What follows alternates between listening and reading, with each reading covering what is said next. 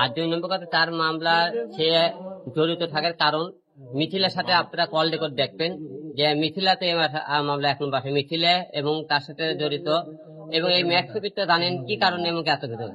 আমি তাকে অনেকবার সাবধান করার পরও কিন্তু সে ঘুরে ফিরেছে আমার স্ত্রীর কাছে সে যায়।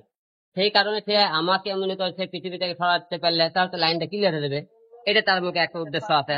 এর মধ্যে উদ্দেশ্যের মধ্যে দেখেন রাজনীতি ইস্যু মনে করে আমাকে মনে একটা দলে অ্যাটাক করতে, এর সাথে তারা জড়িত। কারণ সে থেকে বারবার মনে করি এত কিছু করার পরও দেখেন সে কিন্তু আমার স্ত্রী পিছ ছাড়ে না। তাহলে মনে করেন আমাকে মারা হয়ে গেলে তার রাস্তাটা হয়তো ক্লিয়ার হবে, সেই যদি ঘুরে ফিরে মুখে সে আমার কাছে আছে। আচ্ছা ভাই, এই যে রিয়ামণি, আপনি কি মনে করছেন এটার পিছনে কি রিয়ামণি জড়িত আছে কিনা? যেটা কল রেকর্ড বলেন বা তাদের সাথে যোগাযোগ কিভাবে হলো, যে ওই জায়গাটা আপনি গেলেন, ওই জায়গায় আপনাকে যে ম্যাক্সবি হামলা করলো, আপনি কি মনে করছেন? না, ওখানে তো আমার কোনো কল গেছে না, ওখানে তো আমি ঘুরতে গেছি, ঘুরতে গেলে তো হামলা শিকার হয়ে। আসলে আলম ভাই, অনেকে বলতেছে যে রিয়ামণি ম্যাক্সবিকে দিয়ে আপনার উপর আঘাত হানছে, আসলে এই বিষয়টা আপনি কি বলবেন? আসলে পুলিশের তদন্ত করতেছে, সে আমি মনে করি আমার স্ত্রী হোক আর যে কোনো লোকই হোক, মনে তদন্ত করে দিল তারকে মানে খুঁজে পাওয়া যায় সেও শাস্তি পাবে।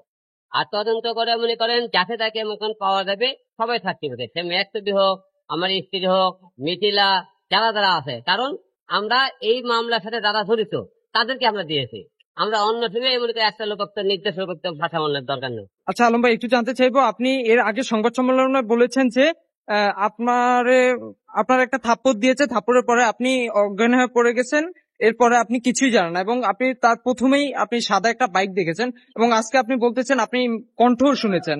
আসলে বিষয়টা কেমন যেন হয়ে গেল না? এর আগে আমি কি বলছি যে একটা লোক বলছে যে আলম ভাই, হ্যাঁ ভাই, বড় ভাই সে আমরা অনেক ক্ষতি করেছে, আমি সেটি বলছি না বলিনি, বলছেন। তাহলে আমি তো 2 নম্বর কথা বলতে চাই, বাইক দেখুন করতে চাই, আমি কণ্ঠ শুনছি বলছি না, সেদিনকে বলছে কিন্তু আমি 2 কথাতে একটা আসলে কি সন্দেহজনক ভাবে মামলা দিয়েছেন নাকি অন্য কিছু? না না, সন্দেহজনক সে শোনেন, একটা লোক সন্দেহ, পুলিশ তো অবশ্যই সন্দেহ করবে, আমার সন্দেহ কেন করবো না? তার ভাই দেখতে, তাকে দেখতে এখন তদন্ত করলে যাবে, এবং তাকে তার কল রেকর্ড পাওয়া গেছে না, তা অবশ্যই সন্দেহের মধ্যে আছে। আচ্ছা ভাই, ম্যাক্সবি বলেছে আপনার লগে ইতির লগে সম্পর্ক আছে, আমাদের সেদিনকে সংবাদ সম্মেলন করেছে, সে বলেছে। এই সম্পর্কটা বিষয় নিয়ে আসলে আপনি কি বলতে চান ম্যাক্সবিকে? আমি যেরকম আপনাদের সব প্রুফ দেখাই অর্ধেক সম্পর্কের কথা, ও আমার একটা প্রুফ দেখাতে বলেন, তাহলে আপনাদের যা বলবে আমি তাই মেনে নেবো।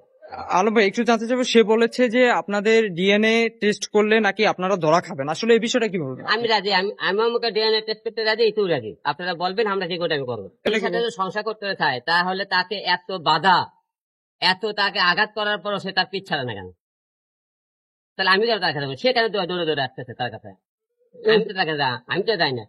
এবং কি ম্যাক্সবি অভিযোগ করেছে যে ইতির বিষয়টা আপনি বলে ইতির সাথে যোগাযোগ করিয়ে ইতির বাসায় পাঠিয়েছেন, তারপরে দর্শন মামলার নাটকটা আপনি সাজিয়েছেন। যেদিন মনে করেন নিয়ে যায়, ইতি তো সেদিনকে আপনারা নিজেরা কল থেকে শুনেননি এই ঘটনার বিষয়ে। ইতি তো আপনি যখন আপনার সাংবাদিকরা ছিলেন, আমি আপনি কলে নিচ্ছিলাম, আমি বিস্তারিত বলেনি।